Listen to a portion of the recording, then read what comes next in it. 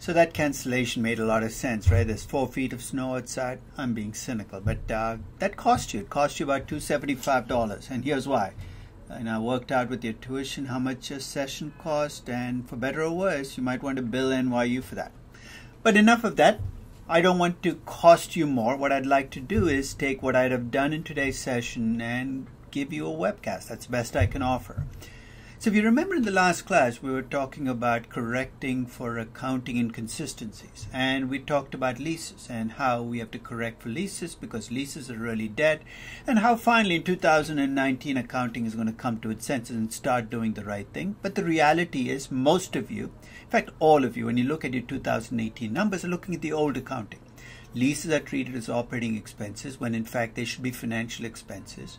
So I'm going to clean up for that. I'm going to actually take leases and convert them to debt. We went through that process, and it's not complicated. You take your lease commitments, you discount them at your pre-tax cost of debt, you get a present value. That present value is essentially the debt on your balance sheet.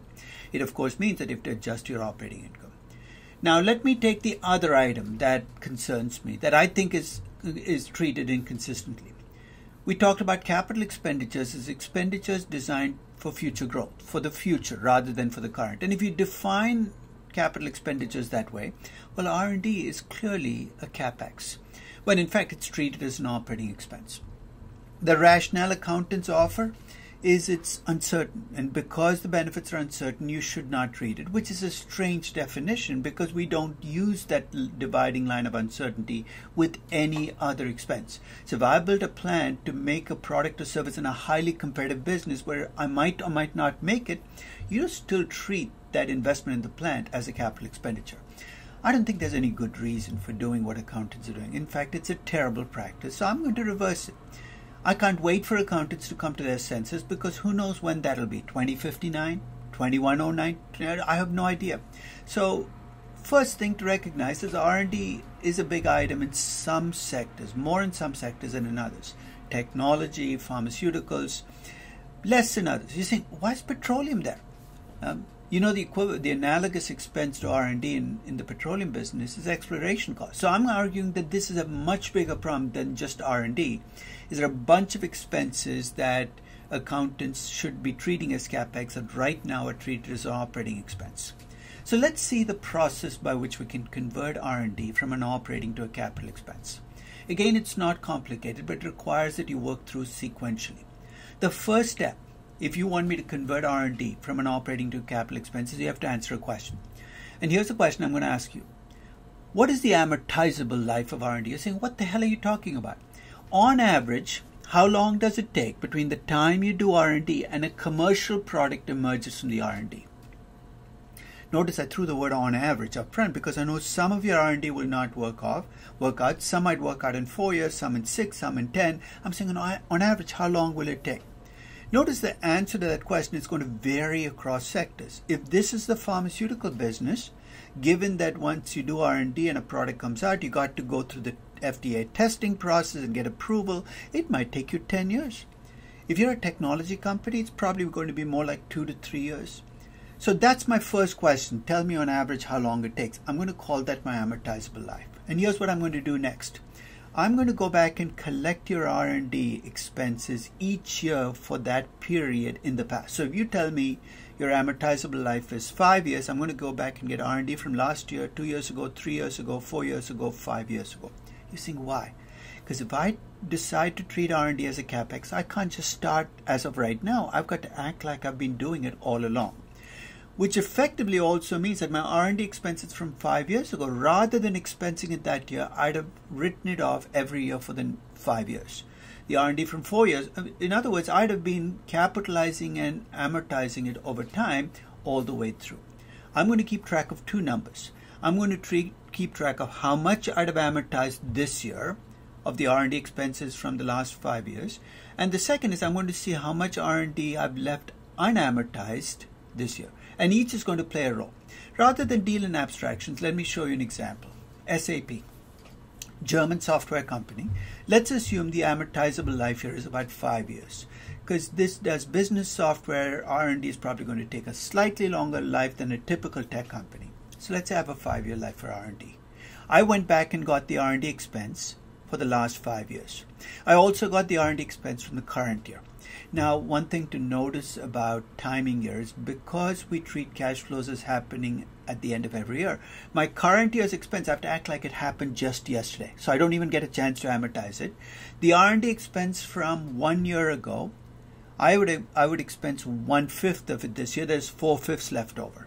R&D from 2 years ago, I expense one. So in the last column, you see the amortization for this year, and in the second to last column, you'll see what's left over. So if you go all the way back 5 years ago, SAP at $744.67 million in R&D expense, I'm writing off the last 1/5 this year. There's nothing left over. R&D from 4 years ago, I'm writing off the last 1/5. There's 1/5 left over. So this year's R&D I don't touch because it just happened. The R&D from the previous 5 years, I amortize 1/5 and I keep track of what's left over. Here's the end result. If you look at the last column and you add it up, you come up with 903 million euros. That is my amortization for this year of the R&D from the previous years. If you look at the second to last column, you get 2.914 billion. That is the R&D that I've essentially not amortized yet. That is going to go into my balance sheet as an asset. Now remember, your balance sheet has to balance. So if you put an asset of 2.914 billion, something has to change on the other side. And in this case, because this comes out of after-tax income, it's equity income, I'm going to increase my book equity by 2.914 billion. And I'm not quite done yet. The operating income I have on the income statement no longer is the right operating income because it expensed R&D. So here's what I'm going to do. I'm going to add back this year's R&D expense because I should never have subtracted out and subtract out the amortization, which means my operating income has to be increased by 117 million. As with leases, let me work through the consequences. So if you're SAP and you say, what does this all mean to me? I'm going to start with the good news. By amortizing R&D, here's what you're going to end up with.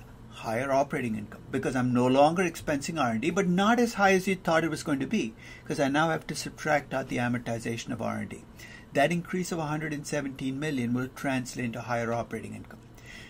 There's a little bit of a tax issue that I've got to deal with. The current tax law allows me to deduct the entire R&D expense, and if I capitalize R&D and put the amortization as my expense, I'm missing some of my tax benefit.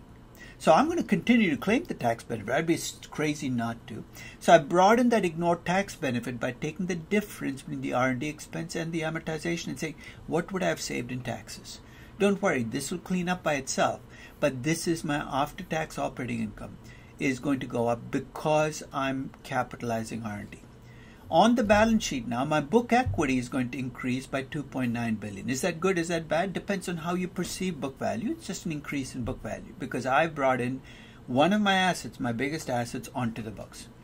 When I look at my CapEx at this company, my traditional CapEx, if I looked at SAP, my traditional net CapEx was close to zero. It was 2 million. That's CapEx minus depreciation, the statement of cash flows. But once I capitalize R&D, that's going to increase from 2 million to 119 million. So think about it. Your after-tax income increases by 117 million. Your net capex increases by 117 million. So what happens to your free cash flow? Absolutely nothing. And why should that surprise you? Whether I expense R&D or capitalize it, I'm spending the money. So it's cash outflow. So my cash flow doesn't change. At which point you're probably puzzled as to why we're going through this torture. If the end game is the free cash flow of the firm and it stays the same, why bother capitalizing R&D? And the last row gives you the reason why. One of the reasons we look at R&D as a capex is to get a sense of, is this good R&D or bad R&D? You're saying, what does that mean? Just like any other investment, an investment is good only if it generates a return on that investment that exceeds my cost of capital. Now, to measure that return on R&D, I've got to bring it onto the books. And now that I've brought it onto the books, I can measure the return on capital for this company much more realistically. Put differently, don't trust what you see as the ROE or the return on capital for a technology company. Its biggest assets are off the books. It's only when you capitalize R&D and you bring it onto the books that you're going to get a better sense of, is this a good return or a bad return? In the case of SAP, by capitalizing R&D, I lower its return on capital significantly. It stays above the cost of capital. It doesn't change my perception of SAP as a company, but it does mean that I have to be more careful about attaching a value to growth. So the bottom line with capitalizing R&D is you don't do it to get a better free cash flow to the firm. The free cash flow to the firm doesn't change. It's to get a better sense of, is this company taking good or bad investments, because it's going to change your measure of how profitable the company is and how much it's reinvesting. So bottom line on earnings is update, normalize, clean up. So let's assume you've done that. A couple of other loose ends with earnings before we move on. You take a look at your company and it's reporting an operating loss for last year. That's bad news, right? But then you notice that this operating loss is entirely due to a one-time charge of $1 billion. Now let me ask you a question. When you value this company, assuming that one-time charge is truly one-time and truly extraordinary, what would you use as your base year earnings? I would argue that if it's truly a one-time charge, it's done, right? It's in the past. What's happened in the past is in the past. And since your job is to forecast future earnings, you'll just say, look, I'm going to act like I wasn't there, that charge wasn't there, and use an earnings of a $500 million, right? Does that make sense? So if you have a truly one-time charge, a truly extraordinary charge, you can actually take it out and compute your income without that charge. Now, if only life were that easy. And here's what I mean by that. Let's assume you take a look at the history of your company and you notice that every 5 years there's a one-time charge of $1 billion. Now things get a little trickier, right? Because if you have a one-time charge every 5 years, then it's really not a one-time charge. It looks to me like you're taking what's really an operating expense that happens every year and treating it as a one-time charge, hoping to fool me as an investor or an analyst. And I've got to kind of second guess you that. So let's assume that in fact you see this $1 billion charge every 5 years. Now let me ask you the same question I asked you before. The operating loss is still $500 million. You still see the $1 billion charge, but now you also know there's this $1 billion charge every 5 years. What's your operating income going forward? Would your answer be different? Mine would, and here's why. It looks to me, as I said, as if you have an expense of $200 million every year, which means that only $800 million of that $1 billion is going to get added back, which means your profit is going to be $300 million as my base year profit. Now do you see how I've made life a lot more difficult for you? If all you have is last year's financials, it's easy to get fooled by those extraordinary and restructuring charges. You need to get a sense of history in your company. Look at charges across time to get a sense of whether you should truly give the company the benefit of the doubt and add back those extraordinary charges, or do what we did here of looking to smooth out those extraordinary charges over time. Which brings me to another tricky issue. We do know that there are some companies where there's accounting fraud. They're not, thank God they're the exception rather than the rule, but when that happens, it blows up your valuation, right? Because you trusted the accountants. Much as we like to dump on accountants, the reality is our raw data comes from accountants. So it might behoove you to take a look at your company's earnings and say, how worried should I be in this company that they're playing games, accounting games? Now, that's tough to do, right? Because in a sense, accounting statements are accounting statements. But given that this is an issue that we now have to deal with, there's a branch of accounting called forensic accounting that tries to do exactly this. Take a look at accounting statements and ask, how worried should I be that there's some accounting fraud, accounting malfeasance going on? Now, I'm not going to give you an entire list because, you have to go to a forensic accounting book to get it. But I'll give you a simple example of something that you might think of as a red flag. Not a guarantee that there's accounting fraud, but a red flag. And here's the flag. You know how you can get income from the income statement. It's revenues minus operating expenses or operating income. You get income. And you get net income in the income statement. You also can get a measure of so that's an accrual income. If you go to the statement of cash flows, you can get a cash income. So there's an accrual income and there's a cash income. And for a normal company, some years the accrual income is going to be higher, some years the cash income is going to be higher.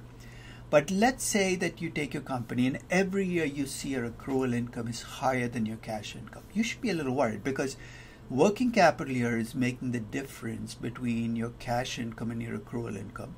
So if your accrual income is constantly positive and your cash income is consistently much lower, then maybe you should worry. Again, not a guarantee, but maybe you should start checking that working capital to see if the company is playing games. If you see profits show up from asset sales, again by itself, but if you see it consistently showing up, then you've got to think about, hey, is this something legitimate or something else going on? So if you're interested in forensic accounting, I'll send you a couple of links after this class to forensic accounting books that are readable. Some of them are completely unreadable. They're like tomes of, unreadable stuff. But these are actually very readable books. Take a look at them. I'm not suggesting, I'm hoping that for most of you this is not an issue, but you might want to check before you start to use accounting numbers. Which brings me to a final question relating to accounting earnings. What if your earnings are negative? Now, for 1 in 5 companies, this is probably going to be true because I asked you to pick at least one negative earnings company if you're doing a project as a part of a group. At least one person in the group has to have a negative earnings company. So I'm going to give you a template for what to do with these companies. So if you pick the money-losing company, pay particular attention, but the rest of you might want to as well. If you have a money-losing company, to decide how best to deal with it, I'm going to ask you, why are you losing money? Sounds like a stupid question. You're saying it's because my expenses exceed my revenues. I know. But dig a little deeper. Why is my company losing money? Because there are 5 possible reasons. One is it could be something truly transient or temporary. I'll give you an example. Your company had a strike in the middle of last year, and its factories were shut down by 2 months. There are very seldom strikes at this company, but there was a strike last year. That 2-month shutdown cost your company $1 billion. Your company probably lost money last year. But to the extent that that problem is now fixed, a new labor contract has been signed, you might say, look, it's done. It's a transient or a temporary problem. The second potential reason your company could have negative earnings is it's a cyclical company and the economy is in a recession. So it's not that your company is a bad company, but it's an automobile company in a recessionary year. You probably are losing money, again, because you have a lot of fixed cost, and you're not going to shut your plants down and lay off all your employees just because you had a bad year. So there again, you expect the problem to pass when the economy comes back out of the recession. So if you have a transient problem or cyclicality is the only reason you're losing money, then you have an easy fix for your negative earnings. Replace the negative earnings with positive earnings. With the transient problem, you can take away that one-time charge and say, what would my earnings have been in a normal year? And you can ask the same question for your cyclical company. Across the cycle, what would my earnings look like? You normalize earnings. This is more art than science, because you can normalize earnings by averaging earnings across time. So you can take the last 10 years, if that's what a cycle lasts, and take the average earnings over the last 10 years. And that'll work if your company's size hasn't changed, its scale hasn't changed. But if your company has gone from a small company to a large company, you're better off normalizing earnings by looking at the average margins over time. My average margin is 7%. I'm going to use that as the margin for last year, even though it was a recession year. You're replacing your negative earnings with positive earnings, and you can move on. Easiest fix. But what if your earnings are negative and they're not going to turn positive quickly or easily? This is going to be the case in 3 scenarios. One is if you have a young company. So if you have young companies, they generally will lose money not because they're having problems, but that's where they are in the life cycle. It could be because you have too much debt and you can't bring the debt down quickly. So you're losing money at least on an equity basis because you have too much debt. Or you're a company with some deep structural problems. Your factories are too old and too inefficient. You have a workforce that your wages are too high relative to the competition. These are not problems you can fix overnight. What do you have to do? You've got to think long term. And what's long term required to do? Think past those issues to what your company will look like if it fixes its problems. You're saying, what if it doesn't? We'll come back and talk about that separately. Wear your optimist hat first. Ask yourself, what will happen if my company fixes its problems? What will its margins look like? Use the target margin as your end game and coax your company back to health. I know as you do this, you're going to say, what if it doesn't happen? Just hold on to that thought.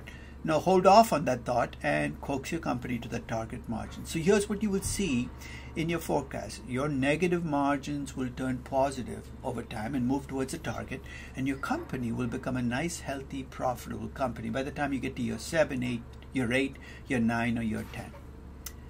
Now you're saying that's a very optimistic view. You're right, it's an over-optimistic view. After you've finished your discounted cash flow valuation, I'm going to let you open that pessimistic side of you and say, what if my company doesn't fix its problems?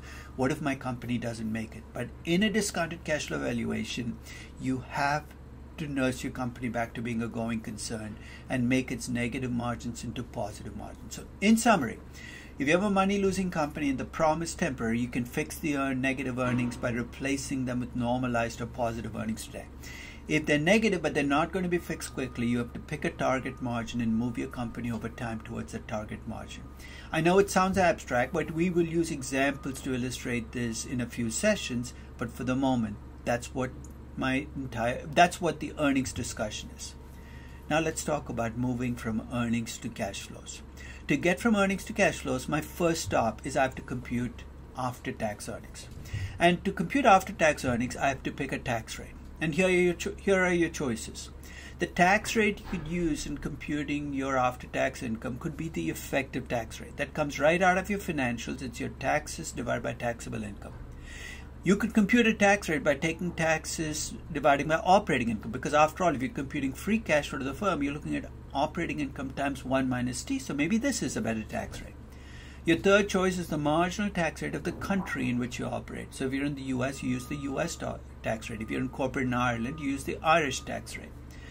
Or maybe a better answer would be a weighted average marginal tax rate across the countries in which you operate. So if you're in 10 countries, take a weighted average based on how much income you make in each country. Maybe the answer is none of the above, in which case you better fill in the gap. Or maybe the answer is any of the above, as long as you stay consistent. That would be nice, right, if it were true, because what tax rate is the easiest tax rate to work with in valuation? If all you have to do is be consistent, use the same tax rate all the way through. The answer is actually zero tax rate. So obviously F is not the answer. The question I'm asking you is effective tax rate. This tax rate that you compute is taxes paid divided by EBIT, marginal tax rate, or weighted average marginal tax rate. Or maybe it's none of the above. Now, if you remember our earlier discussion of cost of debt, where I asked you the same question, there the answer I gave was pretty categorical. I said always use the marginal tax rate because interest saves you taxes at the margin. Hey, can I use the same rule here? Not quite, and here's why. The tax rate I'm using here is on all of my income, not just on the last dollar, but on all of my income. So there's a stronger argument for using an effective tax rate here, because if I can keep my tax rate below my marginal tax rate, it helps me across my income. So there's an argument for starting with the effective tax rate. You will never use the taxes paid divided by EBIT, because if you do that, I think you'll end up double counting your tax benefits from interest expenses. Because if you think about why, if you have a lot of interest expenses, your taxes paid is going to be low. You will use, therefore, a very low tax rate, and then in your cost of capital, you're going to count the same tax benefit. So you can't take taxes paid divided by EBIT and use it anywhere, but you could use the effective tax rate because you might be very clever. You might have accountants who are good at deferring taxes, in which case I'll give you the benefit. But I'm not going to give it to you forever. In other words, if your effective tax rate is 15% and the marginal tax rate is 25%, you're deferring taxes, and that's perfectly legitimate. And if I do it for year 1, year 2, year 3, you're good accountants, I'm giving you credit for it. But let's say I do it forever. You know what I'm assuming, right? That I can defer taxes forever. And if you believe that, there's a padded cell in a federal penitentiary waiting for you, because you can't do that. So here's what I'm going to do to split the difference. I'm going to use the effective tax rate initially because I'm going to give you the credit for having really good tax deferral policies. But as I move through time, especially as I move towards my terminal value, I'm going to push my effective tax rate up to my marginal tax rate. And on the marginal tax rate, I will usually use the marginal tax rate of the country you're incorporated in if you get much of your revenues in that country. But let's say you're an Irish company that gets 90% of your revenues in Germany. I might use the marginal tax rate for Germany as your end game. Or if you're a global company, I might use the marginal tax rate globally, because eventually you can't just use the marginal tax rate in your... Because if you don't make any money in the country in which you're incorporated, that marginal tax rate is irrelevant. So putting an operating company in the Cayman Islands will do nothing for my taxes if all of my revenues are in the US. So file that away. It's not as easy as it sounds as to picking a tax rate, but think through the process. One final glitch in tax rates that we have to deal with. When you lose money as a company, you don't have to pay taxes that year. Thank God for that. But you're also allowed to take those losses forward as a net operating loss, which you can use to offset taxes in future years. So let's say you have a company that is $1 billion in NOLs, net operating losses from previous years carried forward. It's expecting to make $500 million in operating income every year for the next 3 years, and you're valuing this company. Let's say the marginal tax rate on income for companies is 40%. I want you to estimate the after-tax operating income for this specific company each year for the next 3 years. Ready? Let's take year one. You have $500 million in operating income, right? Normally you would pay 40% of that $500 million and pay $200 million in taxes. Why did I say normally? You have $1 billion in NOL. So what are you going to do in year one? You're going to take the $1 billion in NOL and apply it against that income. It'll shelter your entire income. So no taxes in year one. So your after-tax operating income in year one will be $500 million as well. Year two, $500 million EBIT, protected again, no taxes, $500 million after-tax operating income. Remember, by the end of year two, you've used up your NOL. So when you get to year three, guess what? You're exposed to taxes. You pay 40% of taxes. Your taxes in year three will be $200 million. So if you look at the after-tax operating income, it's in year three that you get the tax hit. And this is going to play out as a tax rate when you do your cost of debt and after-tax cost of debt as well. In years 1 and 2, when you do your after-tax cost of debt, remember, use the zero tax rate. There is no tax benefit to debt if you don't pay taxes. It's only in year 3 that I will start using a 40% tax rate to get my cost of debt. My after-tax cost of debt for this company in year 3 will be much lower than in years 1 and 2 because my tax rate is changing. For those of you doing money-losing companies, I have just made your life more difficult, and here's why. If you have a money-losing company, not only do you have to estimate your losses every year, you've got to keep track of your NOL over time, and when you start making money, those NOLs are going to start to save you taxes. So you have to keep track of the NOLs and how they protect your taxes, because it's going to affect not just your cash flows, but also your cost to capital in those years. So you've got an after-tax operating income. Let's move forward.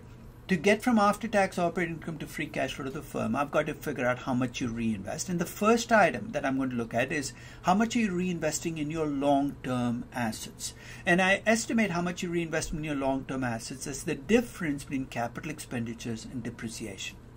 You say, why am I taking the difference? Remember, depreciation is an operating expense that lowered your operating income, but it's not a cash expense. That cash is still sitting in your bank. You can take depreciation and use it to cover some or a big chunk of your capex. That's why we net it out. And that net capex is what you're increasing your capital base by. So if you have factories, this is what you're increasing your capital base. You're saying, why do I want to increase my capital base? Because you want to grow. How much my net capex is as a company will be a function of how quickly I want the company to grow. What I'm trying to point out here is your net capex assumptions have to be tied to your growth assumptions. If you're optimistic about growth, I expect to see your net capex be a higher number as well. And if it's not, you better have a really good story about why.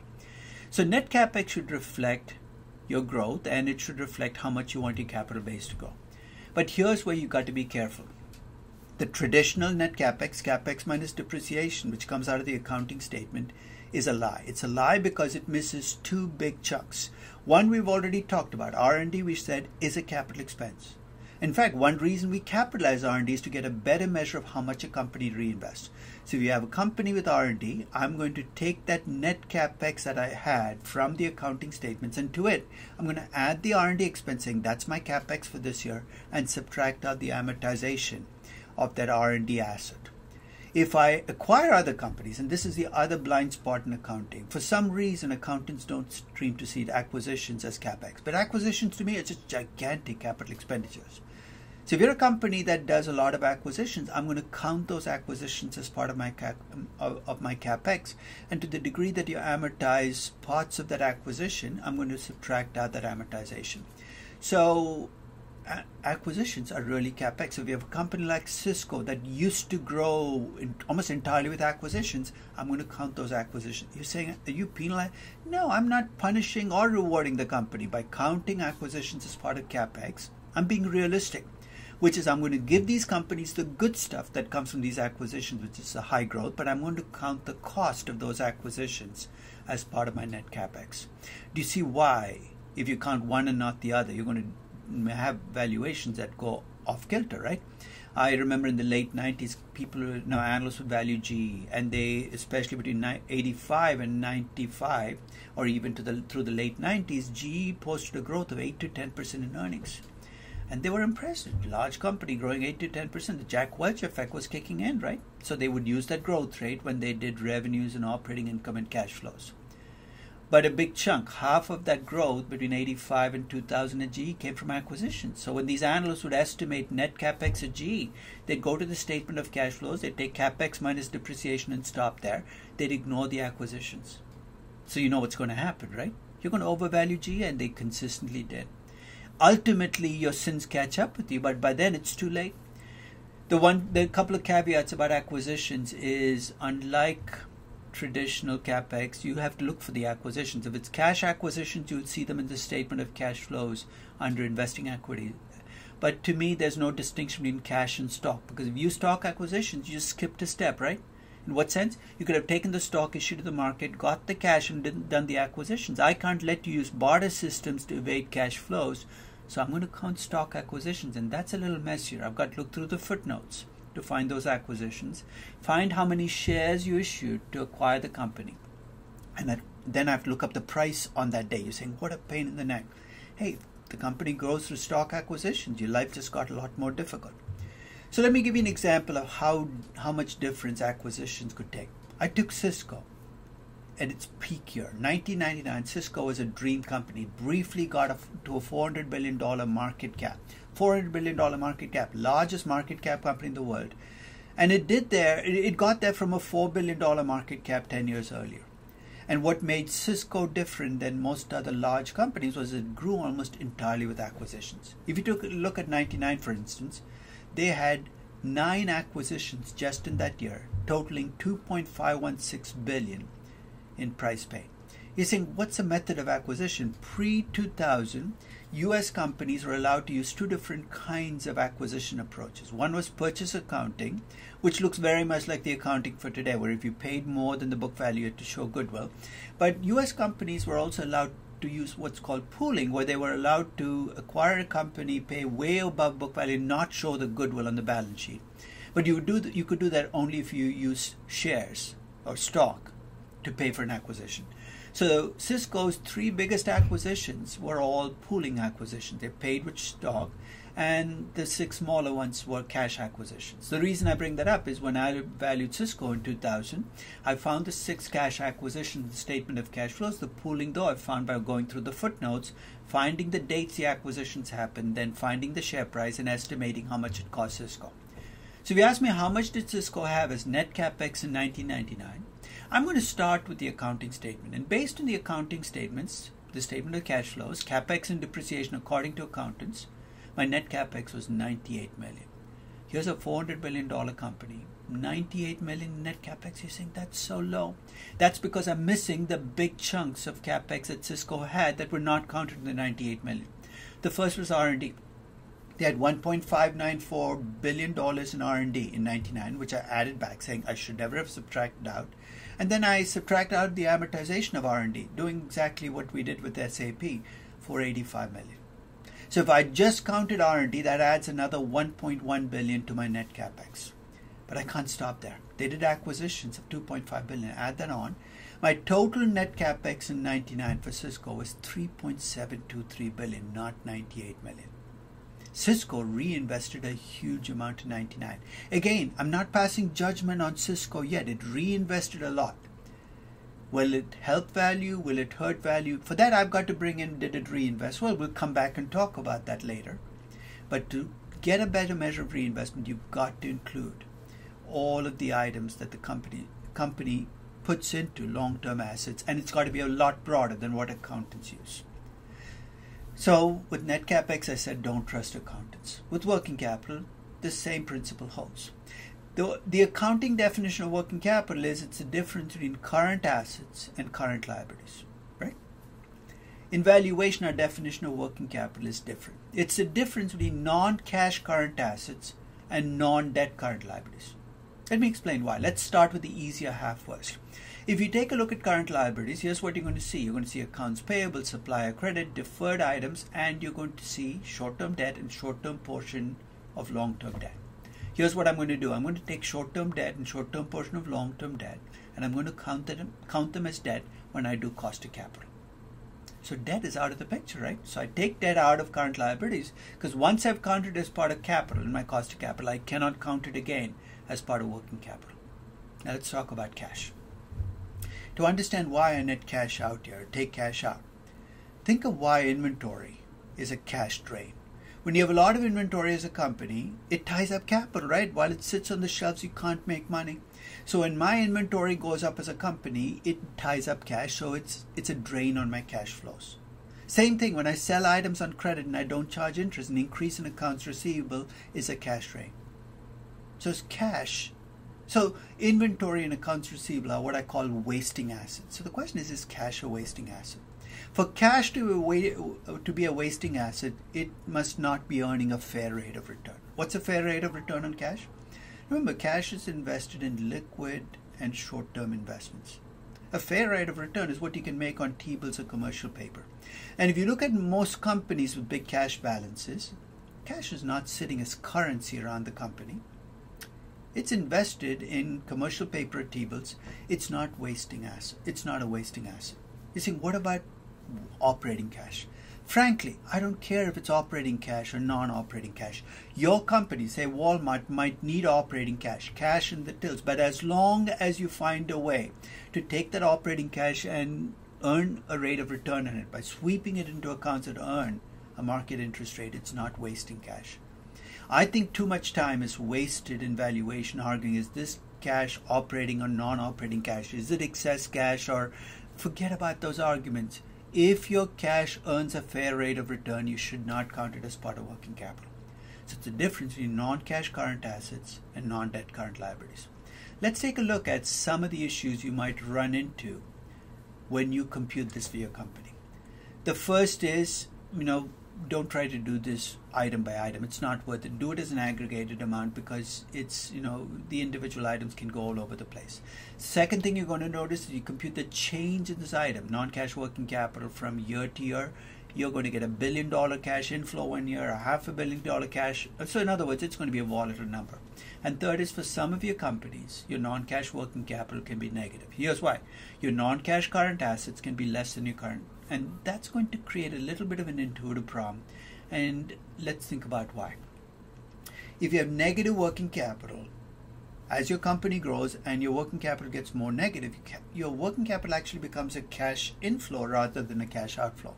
The faster you grow, the more cash you can get. This is like magic. You're going to grow faster, your cash flows actually will get more positive, and it should make you uncomfortable. So I'm going to take you through an example, 3 different companies with negative working 2 with negative working capital, 1 with positive, to show you how I would deal with non-cash working capital in valuation. The 3 companies were Amazon, Cisco, and Motorola, and this is way back in time in 2000. So here's what I did. I looked at the revenues. I computed the non-cash working capital. I looked at the non-cash working capital as a percentage of revenues, and you'll see in a minute why. I also computed the change over the previous year.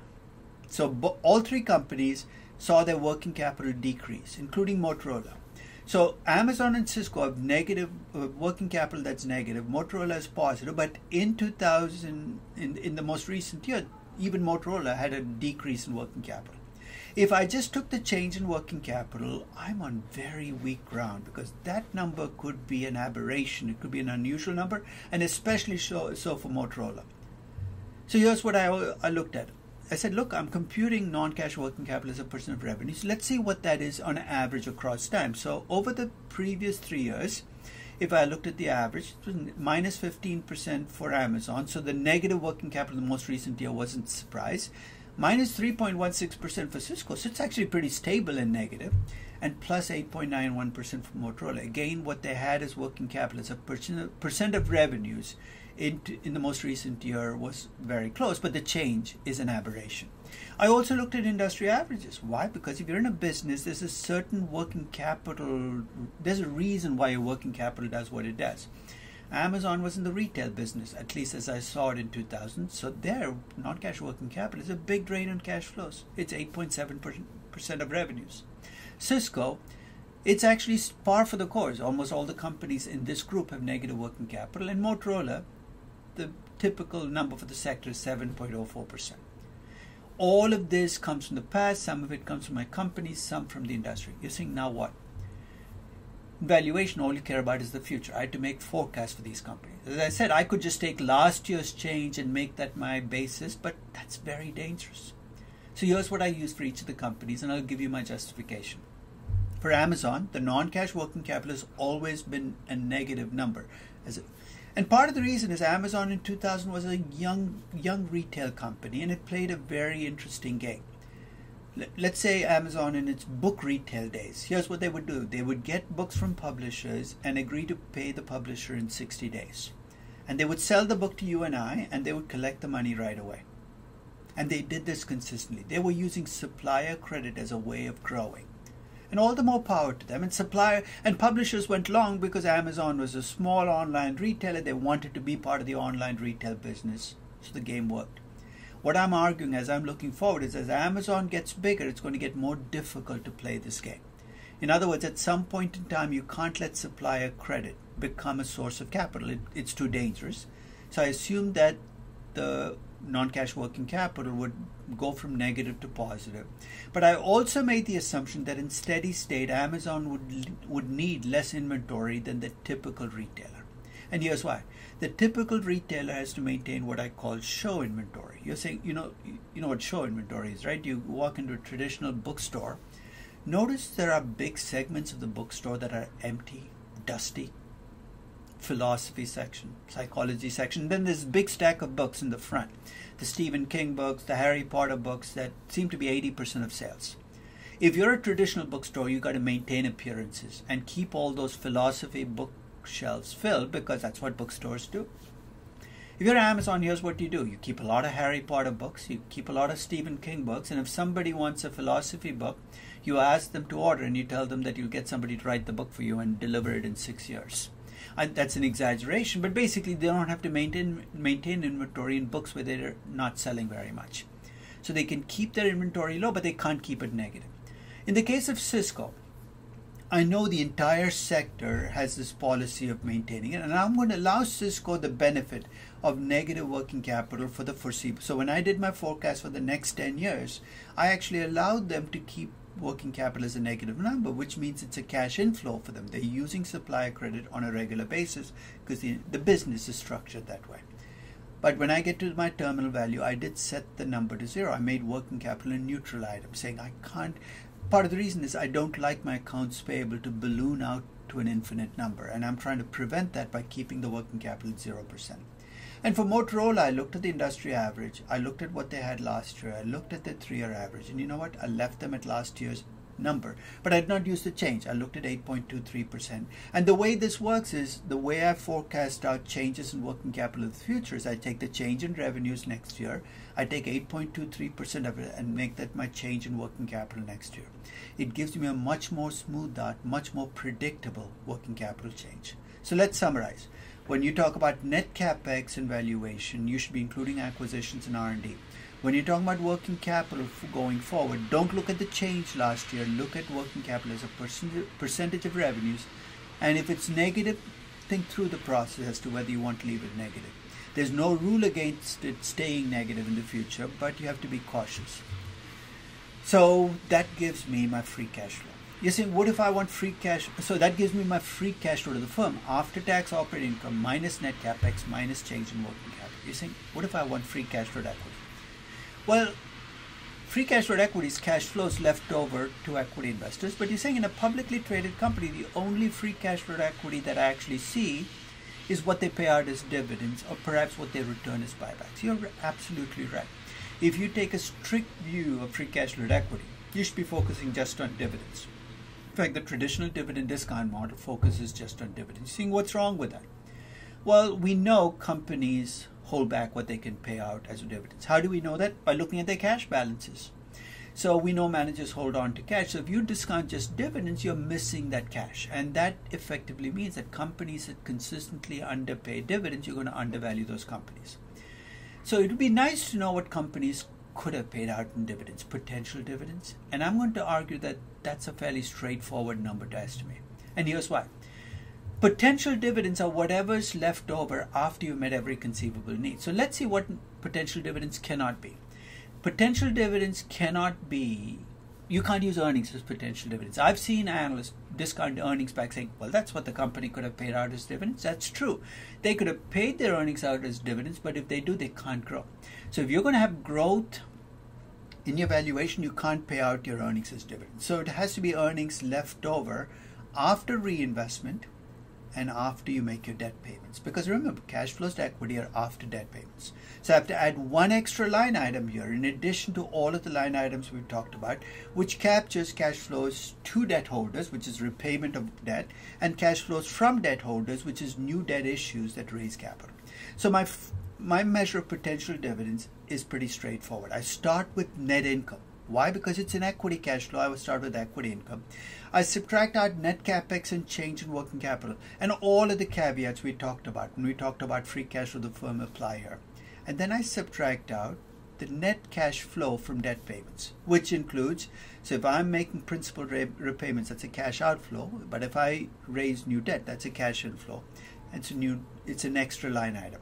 Net income minus net capex minus change in working capital minus net and that minus debt cash flow, and that could be a positive number if my debt issues are greater than my debt repayments. Gives me free cash flow equity. You're saying, what if I prefer dividends? Treat them as a cash outflow as well. I've ignored them because for most companies preferred dividends are a non-issue, but if your company has preferred stock, subtract out the preferred dividends as well to come up with free cash flow equity. That is my full calculation, but think of doing this for the future. To forecast the free cash flow equity for a company, then you have to forecast net income, you have to forecast net capex, you have to forecast change in non-cash working capital, but you also have to forecast principal repayments and new debt issues, and that can be a bit of a pain. So I'll give you a shortcut, and this shortcut will come at a cost.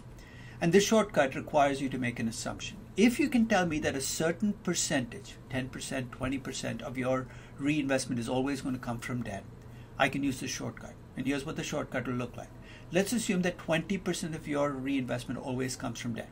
I'm going to start with net income, and I'm going to subtract out 80% of my net capex. You're saying, why 80%? Because remember, all I care about is my equity cash flow. So the 20% of my net capex comes from debt, 80% will come from equity.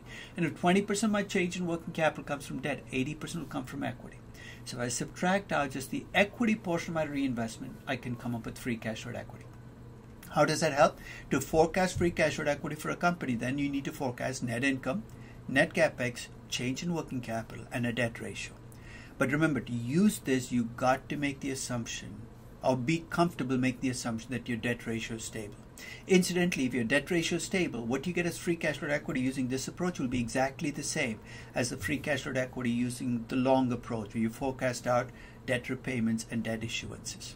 So that's a free cash flow equity. And let's think about where you would get the numbers to do a free cash flow equity.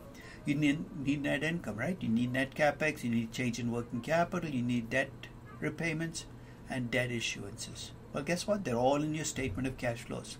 And if you're willing to if you're willing to go with the statement of cash flows, here's how you'd get a shortcut to get to free cash flow equity. Take cash flow from operations, so that's net income and the change in working capital all put into one, minus the capital expenditures in your investing activities, minus cash acquisitions if there are any, and in the financing activities, take the debt repaid minus debt issued. You should come up with free cash flow equity. And alternatively, you can work the other way around as well, which is you can take the statement of cash flows, take dividends and stock buybacks because they represent cash flows to equity, minus stock issuances, plus the change in the cash balance. So there are multiple ways you can get to free cash flow equity, but the end game is still the same. You're trying to estimate what your company could have paid out as dividends. So incidentally, that minus sign you see there after free cash flow equity should be an equal sign and should be fixed. So actually, I compute dividends and free cash flows equity for companies, every company on the face of the earth, and I use shortcuts to get there. But I do compute the dividends and free cash flow equity just to get a sense of, do companies pay out what they can afford to in dividends?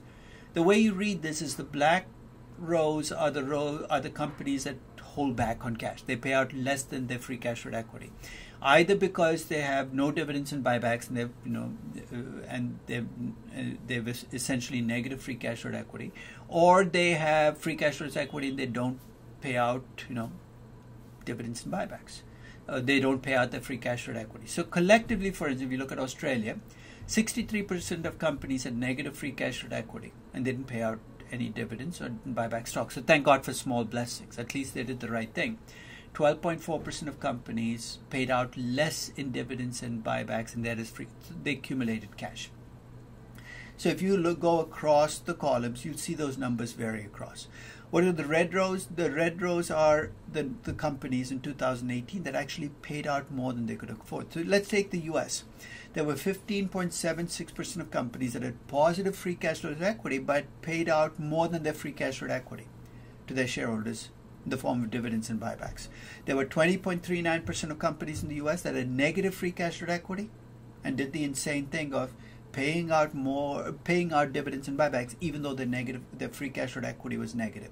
There were about 7.2% of companies that had negative free cash flow equity and insisted on paying out more than they continued to pay out dividends and buybacks. So basically, these are companies where you run into an issue where the company is running down cash.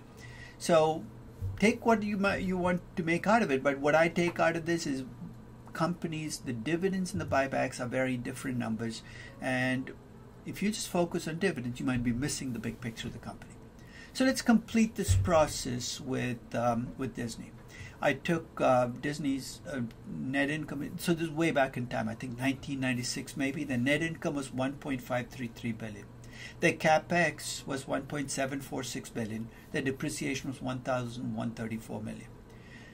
Their working capital increased by $477 million. Let's assume that Disney has a stable debt policy, which means that their debt to cap ratio in 1996, which is 23.83%, is what they will normally use. So that's what they use. So 23.83% of the reinvestment comes from debt, 76.17% comes from equity. So let's work out the free cash flow equity in 97. The net income is $1,533 million, right? The net capex, 1,746 minus 1,134 is $612 million. But since 23.83% of that comes from debt, I've counted only the 76.17% that comes from equity, $465.9 million. And then I do the same thing for working capital. Look at the equity portion. I end up with a free cash flow equity of $704 million. They actually paid out $345 million in dividends. Again, if I focus just on the dividend discount model and I use the $345 million, I'm missing the $359 million that also belongs to me that goes in the cash balance. That's the contrast between dividends and free cash flow equity. We'll come back and talk more about that in the context of valuation, but I want you to focus on that free cash flow equity, $704 million, right? Think about why it's $704 million, because I got 23.8% of my reinvestment from debt. Let me ask you a question. What if I got 40% of my reinvestment from debt? What do you think would have happened to my free cash flow equity? Hold all else constant. If I get more of my reinvestment from debt, less of it is to come from equity, so I'll be subtracting out a lower reinvestment, my free cash flow equity will go up, right? In fact, as I go from 40 to 50 to 60, the more debt I use, the higher my free cash flow equity. This looks like a free lunch. Because the higher the free cash flow equity, the higher my equity value, right? So all I have to do to increase my equity value is to keep pumping up my debt ratio.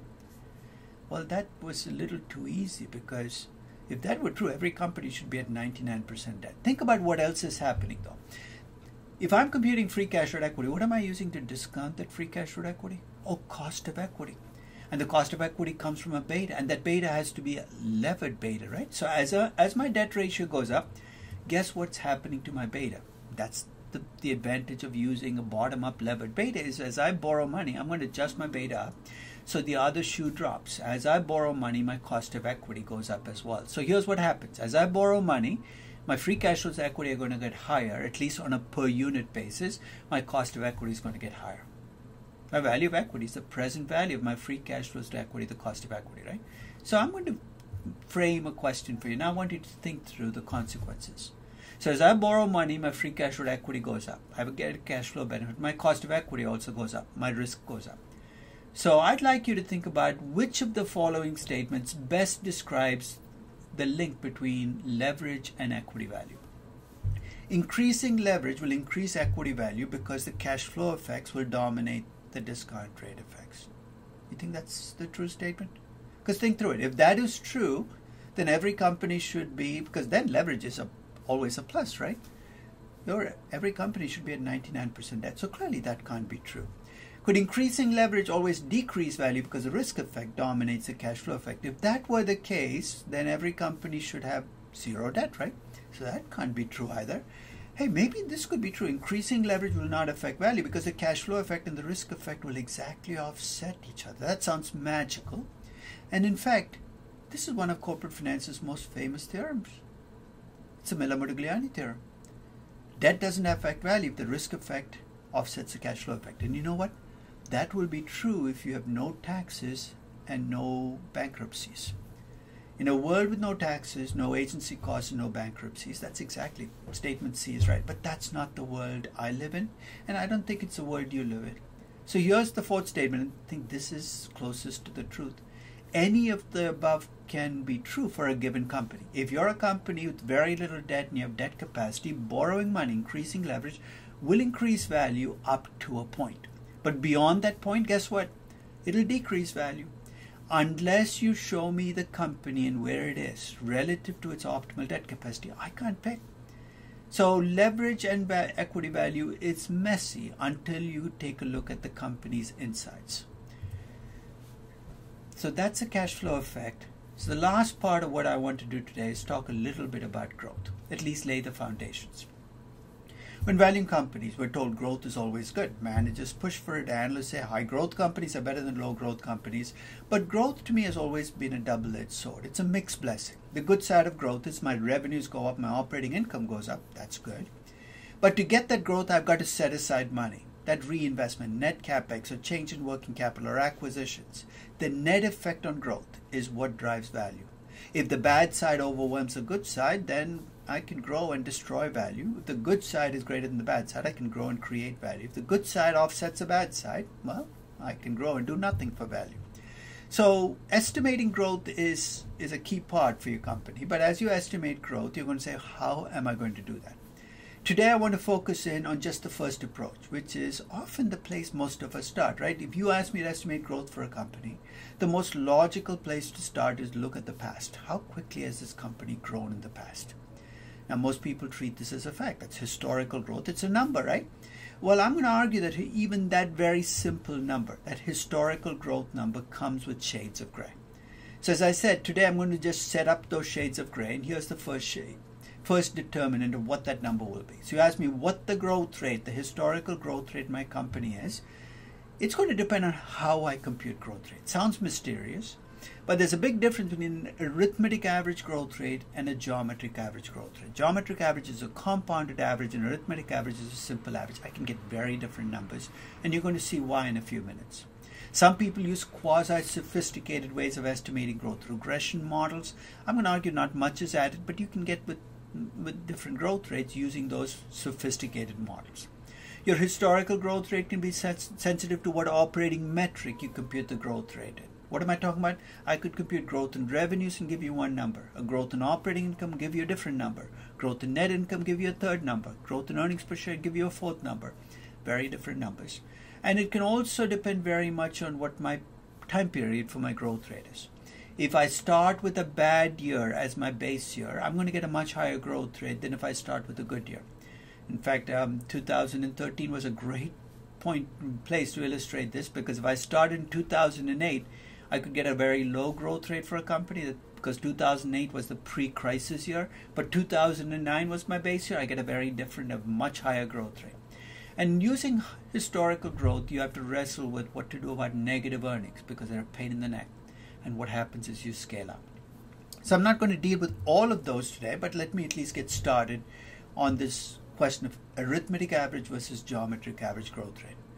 This was again from 2000. I looked at Motorola. I pulled up 6 years of revenues, EBITDA, EBIT. In fact, no, I actually did net income and earnings per share, but I took them out because I couldn't fit them on the slide. So I took 5 different operating metrics, and I computed 2 different growth rates for each of them. So for each of them, I computed the arithmetic average growth rate. So if you take revenues, that's just taking the 5% annual growth rates, adding them up and dividing by 5, and the geometric average growth rate. And you can do that the long way, but the easiest way to compute geometric average growth rate is take the ending number, which in revenues is 30,931, divide by the starting number, which is 22,245, and raise to the power 1/5 because there are 5 intervening years.